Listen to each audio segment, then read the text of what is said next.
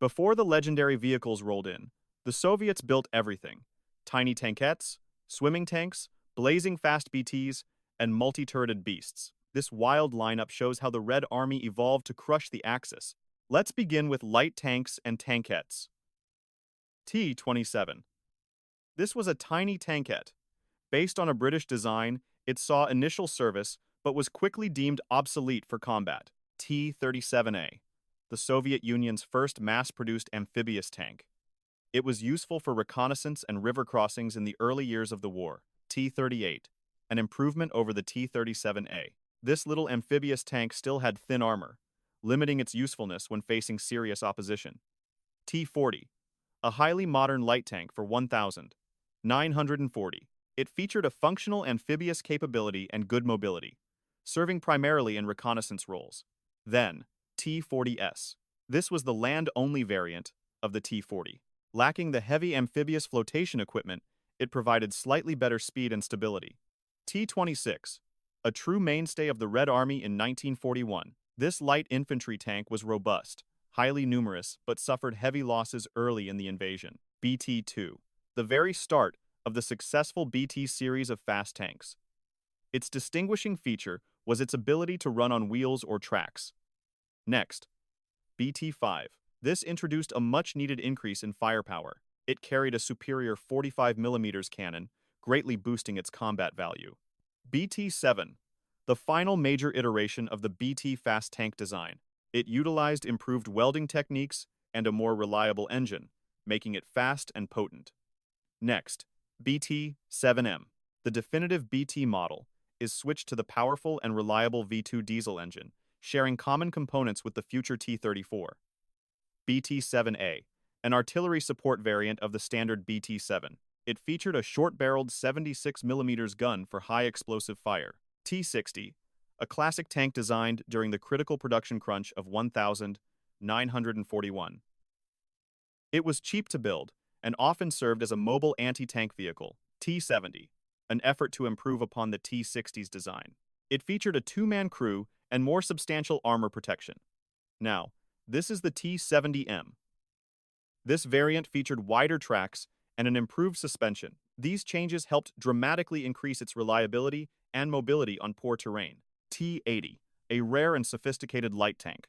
It was the final development in the series, but production was soon canceled in favor of medium tanks.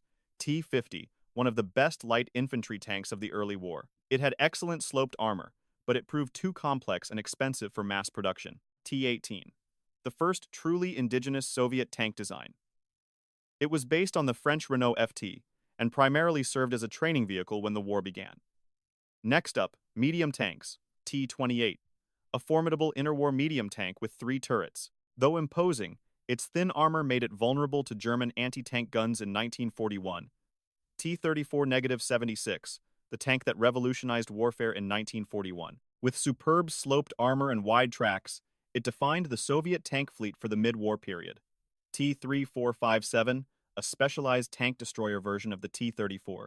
Its 57mm anti-tank gun was highly effective against German armor at range. Now, this is the T-3485, the ultimate T-34 fighting machine.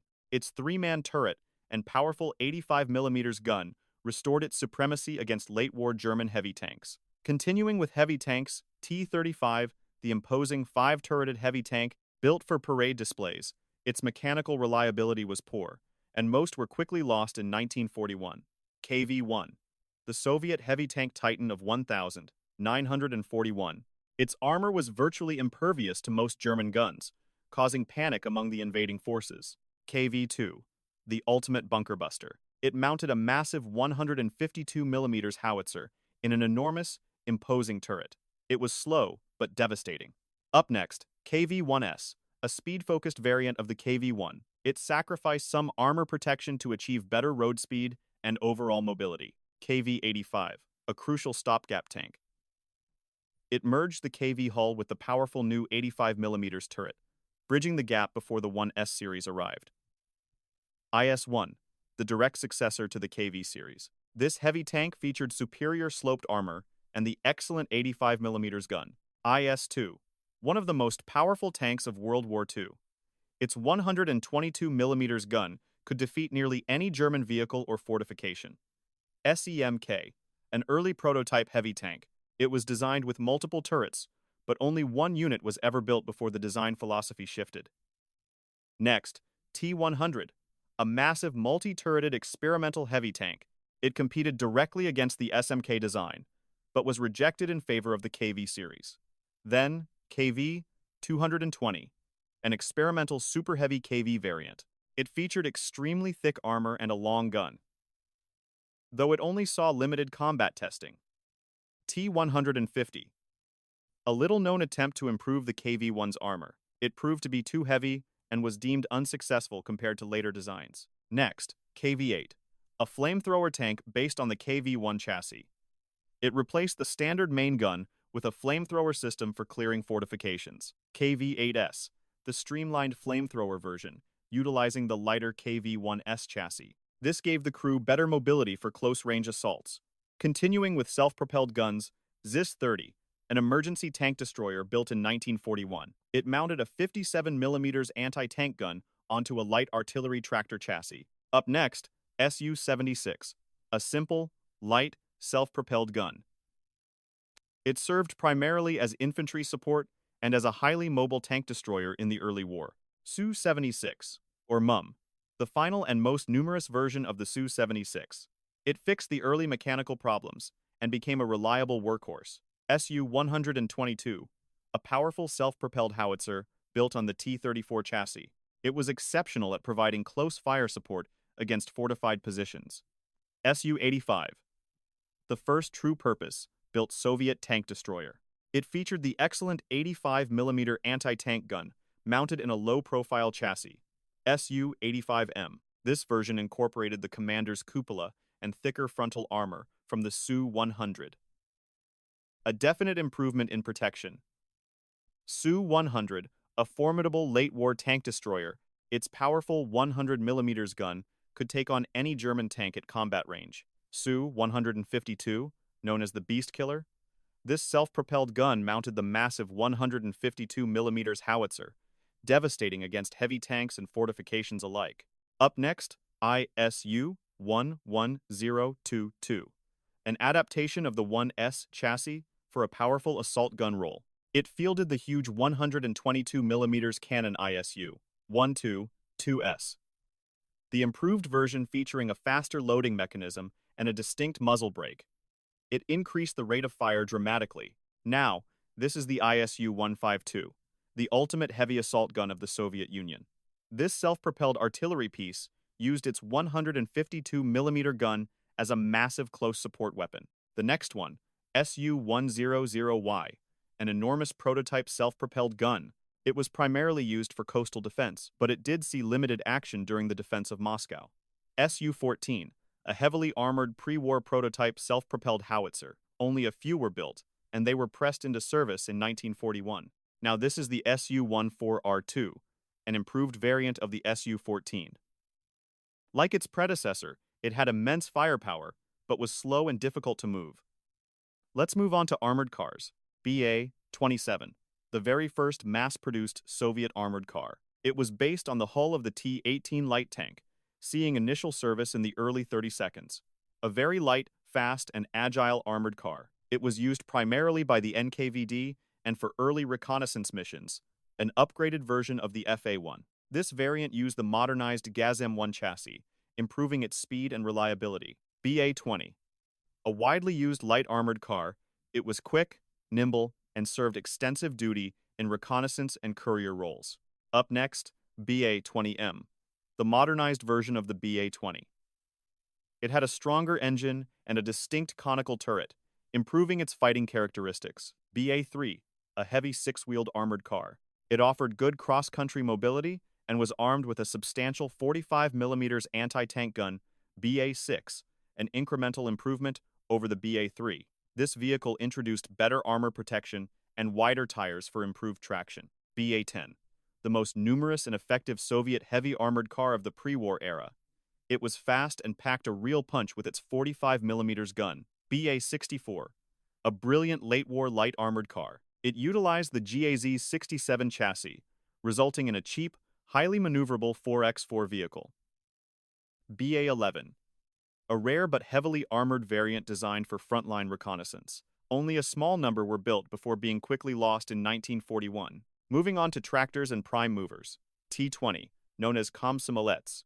This light armored artillery tractor was essential for pulling light guns and delivering frontline supplies. STZ-5, a ubiquitous medium artillery tractor. Built in Stalingrad, it was rugged and reliable for moving medium-field artillery pieces. Stalinets's S-60, a massive, powerful tractor initially designed for agricultural use. It was quickly militarized for heavy towing duties. The next one, Voroshilovets, one of the most powerful and effective Soviet prime movers. This heavy vehicle was crucial for towing large artillery pieces like the 152mm guns. Next, Comintern, an early, powerful tracked artillery tractor. It was heavily used to tow medium and heavy artillery pieces throughout the war. Yar-12, a heavy-wheeled truck and prime mover. Its powerful engine made it suitable for towing medium guns and recovering damaged tanks. Next on the list is trucks and utility vehicles. Gaz-AA, the Soviet equivalent of the American Ford Model AA truck. It was a simple two-wheel drive truck that formed the backbone of military logistics. Gaz-2000, the modernized version of the Gaza. This truck featured an upgraded engine, making it marginally more powerful and reliable. Next, Gaz-OWL, the versatile three-axle version of the standard Gaz truck. Its extra axle improved its capacity and traction for off-road use. ZIS-5, known as the Soviet 3-ton workhorse. This truck was produced in massive numbers and was absolutely essential to maintaining the Red Army's mobility. ZIS-5 Volts, the simplified wartime production version of the Z-1S5. It featured wooden cabs and stamped fenders to save crucial materials. ZIS-6, the six-wheel drive heavy version of the Z-1S5. It served as a prime mover for light artillery and as a mobile anti-aircraft platform. Yag-6, a heavy-duty pre-war Soviet truck. It was often used for specialized roles, including mounting anti-aircraft weaponry.